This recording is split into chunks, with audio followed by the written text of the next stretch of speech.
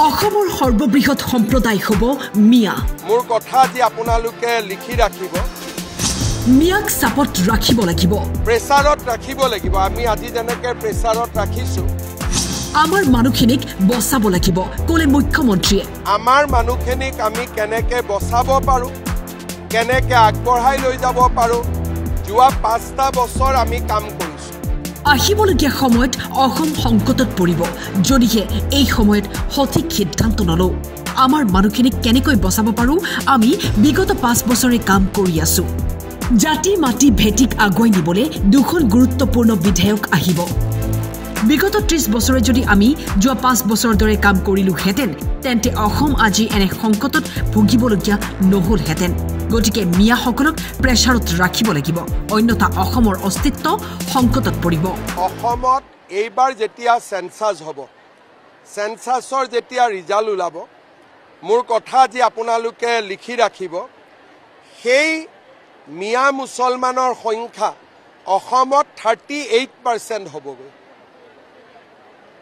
যদি প্ৰজেকশ্যন কৰে, যিকোনো ষ্টেটিষ্টিক ডিপাৰ্টমেণ্টৰ মানুহে প্ৰজেকশ্যন কৰিব পাৰিব, অসমৰ জনসংখ্যাৰ তেওঁলোক 38 সংখ্যক হ'ব আৰু অসমৰ সৰ্ববৃহৎ জনগোষ্ঠীত পৰিণত হ'ব। আৰু এইটো অসমৰ এটা বাস্তৱ সত্য। সেইকাৰণে আমাৰ মানুহখিনিক আমি কেনেকে বচাব পাৰোঁ, কেনেকে আগবঢ়াই লৈ যাব পাৰোঁ, যোৱা 5টা বছৰ আমি কাম কৰিছোঁ। অহা বিধানসভাটো এই ধৰণৰ সমস্যাক লৈ 2খন খুব গুৰুত্বপূৰ্ণ আইন বিধানসভাৰ মজিয়াত আহিব। আজিয়ে মই ক'ব খোজা নাই কোন 2খন আইন, কিন্তু জাতি মাটি ভেটিক আগুৱাই লৈ যাবৰ কাৰণে 2খন আৰু ইম্পৰ্টেণ্ট বিধায়ক আহিব। যদি যোৱা 30 বছৰত আমি যোৱা 5 বছৰত কৰাৰ দৰে প্ৰচেষ্টা কৰিলোহেঁতেন, আজি হয়তো আমি সংকটত ভুগিব নালাগিলেহেঁতেন। যি নহওক, এতিয়া এখন যুদ্ধ আৰম্ভ হৈছে, ইয়াক আমি আকাংক্ষিত লক্ষ্যলৈ লৈ যাব লাগিব। স্থিতিটো ভাল হ'ব, কিন্তু এনেকুৱা সংগ্ৰাম আৰু 10 বছৰ কৰিব লাগিব। প্ৰেছাৰত ৰাখিব লাগিব। আমি আজি যেনেকৈ প্ৰেছাৰত ৰাখিছোঁ, তেনেকৈ আমি প্ৰেছাৰত মিয়াসকলক ৰাখিব লাগিব।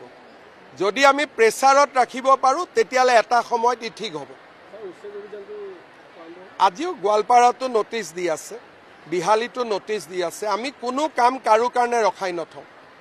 আমি একেলগে আমি সমান্তৰালভাৱে সকলো কাম আমি আগবঢ়াই গৈ থাকোঁ। News desk, time 8।